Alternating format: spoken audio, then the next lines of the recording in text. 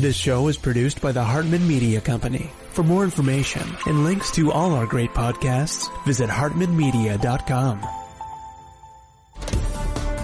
Welcome to the Holistic Survival Show with Jason Hartman. The economic storm brewing around the world is set to spill into all aspects of our lives. Are you prepared? Where are you going to turn for the critical life skills necessary to survive and prosper? The Holistic Survival Show is your family's insurance for a better life. Jason will teach you to think independently, to understand threats, and how to create the ultimate action plan. Sudden change or worst case scenario, you'll be ready. Welcome to Holistic Survival, your key resource for protecting the people, places, and profits you care about in uncertain times.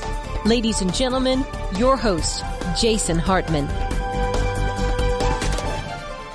It's my pleasure to welcome Ann Hendershott. She is the author of The Politics of Envy. Wow, this is a timely topic. Ann, welcome. How are you? I'm great. Thank you. Thanks for having me. I'm happy to talk about this. My pleasure. Where are you located? I'm in Connecticut right now, but I'm teaching at Franciscan in Ohio, but I'm teaching online. So I'm working out of my office here in Connecticut. We have a summer home that became a winter home now.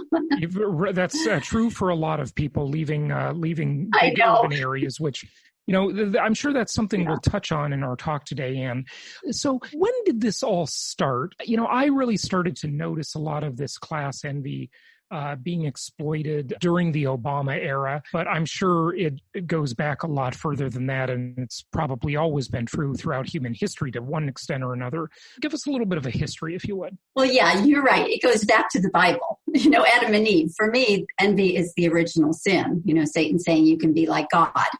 And you see it throughout literature. Shakespeare really drew on it. But it has become, I call it a culture of envy.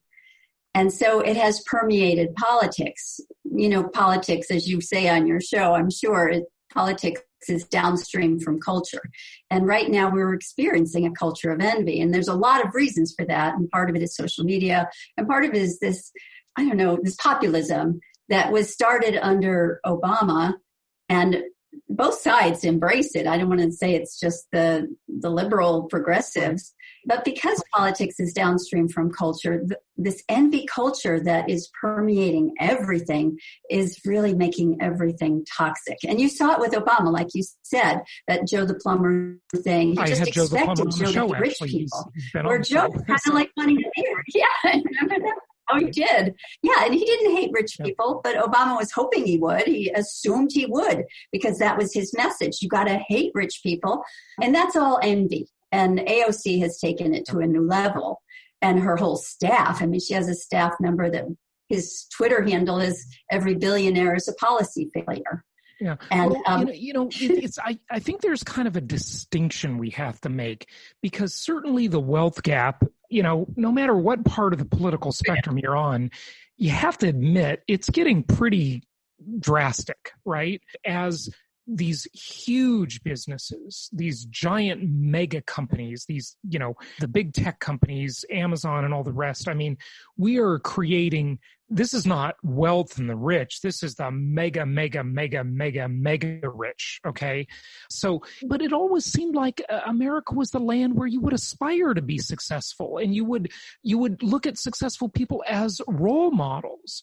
Nowadays, though, we could go back to the antitrust era and the robber barons and the Carnegies and the Mellons and all of that.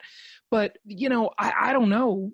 It's obviously a different world, but it's the same world, and no administration really for decades has had the appetite to do much in the way of antitrust. So who's envious of whom, if you will? Like, is it that, when you look at Nancy Pelosi and AOC, they are the elite class. They're not as rich as Jeff Bezos and Mark Zuckerberg, but they are elitist for sure. Nancy Pelosi's very wealthy. Who's envying whom? Well, they hide it very well. AOC hides her privilege because she went to a very privileged high school. She lived in a privileged suburb of New York. But she wants us to think that she's more authentic than that. And Nancy Pelosi, just forget it. She's mega rich. But I think people are envious of people like Jeff Bezos, there was a guillotine that was erected outside his house. I don't know if you spoke about that on. I remember that story. Yeah. Yeah, that's a real symbol of envy because it's a symbol of the French Revolution.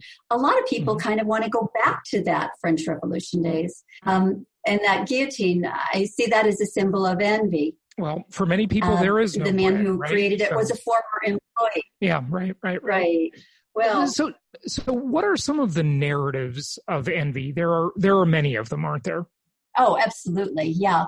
Well, I have a whole chapter on narratives in literature. I mean, we've seen it throughout time. But even in the days of the robber baron, there was no golden age when there wasn't envy. I mean, Wall Street was bombed by an Italian anarchist who was just envious and angry at people having so much money in 1919.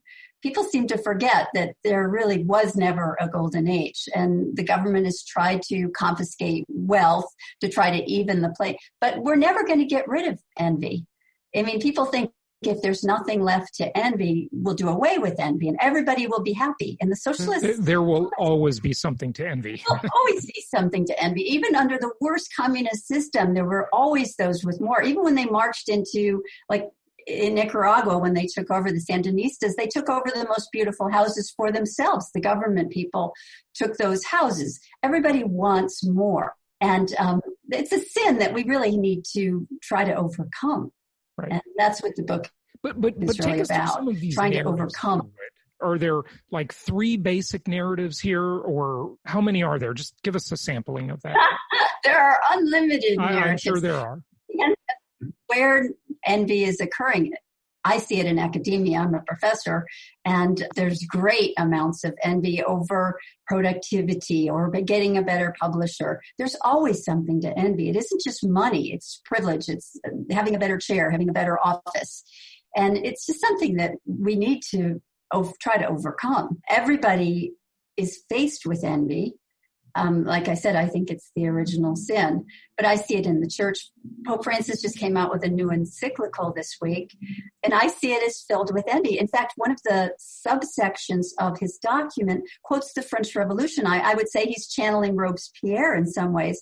The subsection is entitled Liberty, Equality, and Fraternity. Now, anybody who's read Tale of Two Cities, you see that all over the Tale of Two Cities. That was their motto. That was their slogan as they pulled up the guillotine. Now, why would Pope Francis do that except to gin up envy? And I call it a kind of an October surprise in a way. But you see it everywhere. This former CEO of Twitter just posted that if CEOs are not sufficiently woke, he didn't use that word, if they're not, interested in social justice, they should be lined up and shot. Now that's really, really something.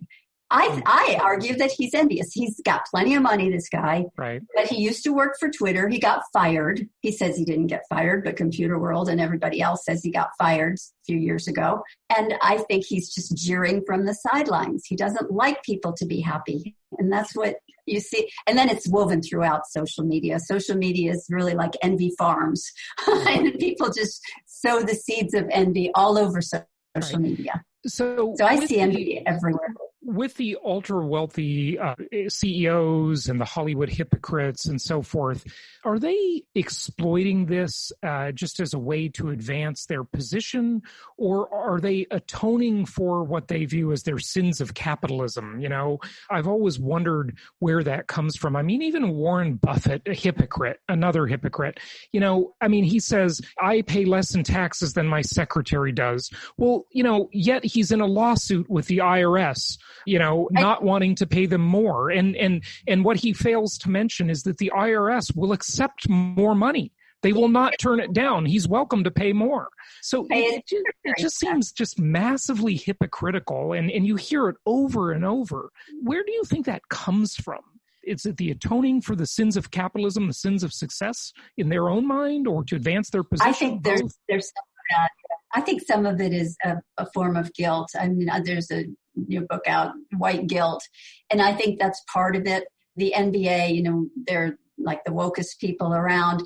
They make lots of money, and I think there's some of that other people are not doing as well as they are, and they're very generous. I mean, LeBron James is very generous. I don't want to take anything away from him. But I think that's part of it, to atone for the sins of capitalism. Yeah, and, interesting. They're never going to be able to open up. I have my own answer to this, but I'm going to ask you, in the political arena, when politicians exploit the class envy concept, is that working as well as, we might think when Pelosi and AOC and Hillary Clinton do that? Or does that really backfire on them? It works with some generations, the very young. They're kind of a natural audience for this, because a lot of them have student debt. A lot of them are angry because there's too many old people in the workplace and there's not a spot for them. They think they can't move fast enough. They've always been, that generation's always been the target generation for socialism. But magazines like the Jacobin, that's an up and coming magazine. That's a French revolutionary term. And so that it's geared to that generation. So yeah, it works with some, but they're usually not the ones who are out voting. But I think they may be this time. It's hard to say. Interesting. Appeals to envy can work. Social media. Do you want to talk a little bit more about that? It's such a huge factor in today's world. I understand the envy farm concept that you mentioned, in that, people are always posting how great their life is, and previously to COVID, all their world vacations and so forth. But tell us more about the social media envy farms. Well, they're all, I think it's creating tremendous anxiety. Every research study you read, any poll of college kids and young adults, they're the most anxious generation we've had. And I think that anxiety comes from feeling they're not measuring up. And so they're anxious about it. I don't see, at my school, I'm at a Catholic university, so I don't see it as much, but I do see anxiety. I think that idea of not measuring up is a direct result of too much social media. Social media can be a good thing because it creates communities, but it can also be a bad thing. And the worst thing on social media are the experiences. It's not so much people want the material things that other people have. That's not the source of the envy. It's the experiences, the love relationships, when you post yourself and your boyfriend having this wonderful picnic, that just kills people. Part of it is envy, and part of it is just loneliness too, because I think social media has made us more lonely. But the whole idea, that's why I call it envy farming, because people do that just so that people will envy them. Right. And that's bad too. It's interesting. You'd think social media would have the opposite effect in a lot of ways, that it would create more community, less loneliness, and less isolation, but it actually has put people into more cliques, and those cliques are fierce. It divides pretty harshly. It really does. You talk, Anne, about how this culture of envy that we're living in can be traced way back to the 50s. How's that? Is that 50s America or 50s around the world? Because I think that's obviously pretty different. Yeah, 50s America. Because we look at that time as a bucolic time when mom and dad were home and everybody was happy in the suburbs. And it was. There were some nice parts to that. But there was a book that came out on the other directed man during that time. You probably never had to read it, but I'm a sociologist. So it was a big book in sociology. Reisman, a sociologist, wrote it. And his idea was that this was a time when people went from being tradition-oriented, worried about what God might think of them, to other-directed, worried about what their neighbors might think of them and people at work might think of them. So right now we're very worried about what other people think of us. And I see that as starting in the 50s. And social media exacerbates it because that's where we're on display. There's no backstage anymore. In sociologists, we talk about front stage, backstage. And when we're home, we can kind of be backstage. But with social media, we're always on the front stage, always presenting ourselves in this favorable light. We always look great. We have good lighting. We always have the best dinner. We're taking pictures of our dinner. I don't. That would be a joke if I took a picture of what I've cooked. But when you look at these elaborate meals, even grandmas like me get envious when we see grandmas with their children, their grandchildren who see them every weekend and take care of them. I'm like, oh, mine are so far away and I don't see them. And so everybody, we worry about that, and we think about that. We think that everybody's having a better life than we are. Right. I mean, I don't think that, but sometimes I do get these little pangs when I see other people my age with great-grandchildren with them all the time. And mine are, one's in Florida, one's in Massachusetts. Well, what we have to remember about social media is that it's basically advertising. When you see a billboard, it doesn't show people in distress. Okay. It shows people happy advertising a product, right? That's what it is. It's just a bunch of tiny little, 2 billion ad agencies on Facebook, people, right? So that's what it is. But, was the 50s the start of the concept of keeping up with the Joneses as the baby boomers were building their lives in suburbia? They got the new car, appliances became a big thing, but I mean, think of it. Before World War II, people didn't have appliances, in their homes very often. No. Appliances were like a big deal.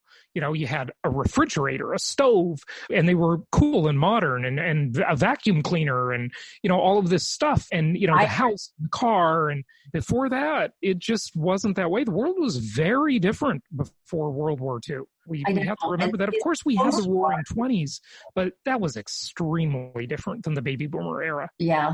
And that was the beginning of it, but it's not that was not typical, and it ended very abruptly with the Depression. Sure. But you're right, the conspicuous consumption, having things, conspicuous consumption, and there were several books written about that. The perfect living room, the perfect lamps. Levittown was built, and right. The dream, and everybody's living the dream. And everybody wanted to live. And that was a good thing. I mean, there were a lot of good things about it. Sure. Children were well taken care of for the most part. But I'm sure the anxiety must have been tremendous. Imagine if they had social media in those days. But I think it was the start of social media. Interesting. In a way. Okay, one more concept. Well, maybe two. Bullying and envy-driven cancel culture. Can you make a distinction for us there?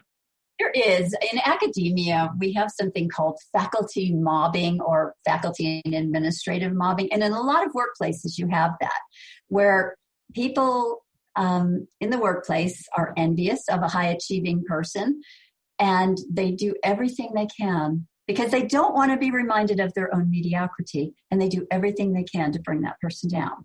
It's driven by envy, and I write about several different cases at different universities because I know people that it's happened to. It's a horror, to tell you the truth.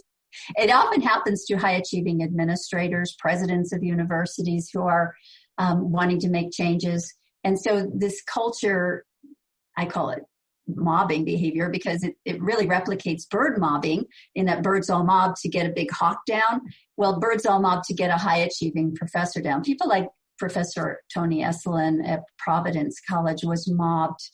The president of Mount St. Mary's was mobbed. President of UC Santa Cruz was mobbed so badly she ended up committing suicide. It happens a lot.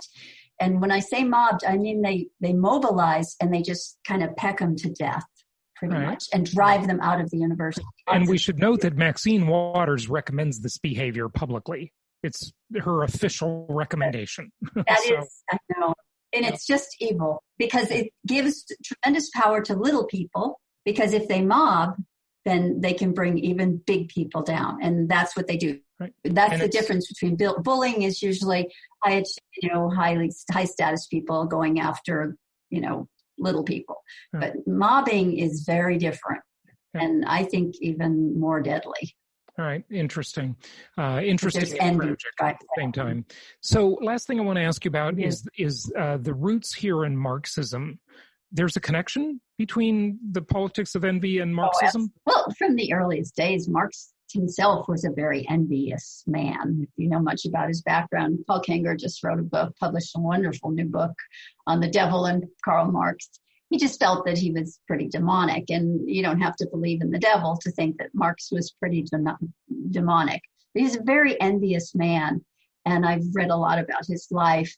And so he encouraged that kind of envy. They have too much, you have too little. We need to mobilize and take away what they have. And you're seeing that today in the guillotine. You're seeing it with the firing squad ridiculousness by the Twitter ex-CEO. That's just crazy. But that's Marxism. I mean, to me, the politics of envy always ends up with the guillotine.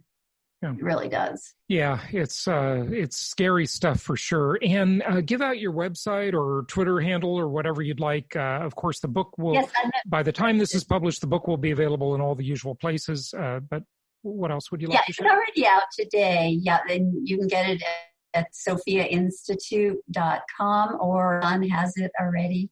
But thank you. Ann Hendershott, thank you for joining us.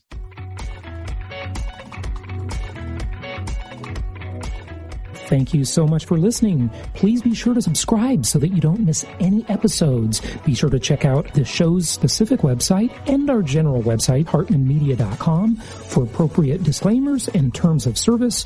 Remember that guest opinions are their own, and if you require specific legal or tax advice or advice in any other specialized area, please consult an appropriate professional. And we also very much appreciate you reviewing the show.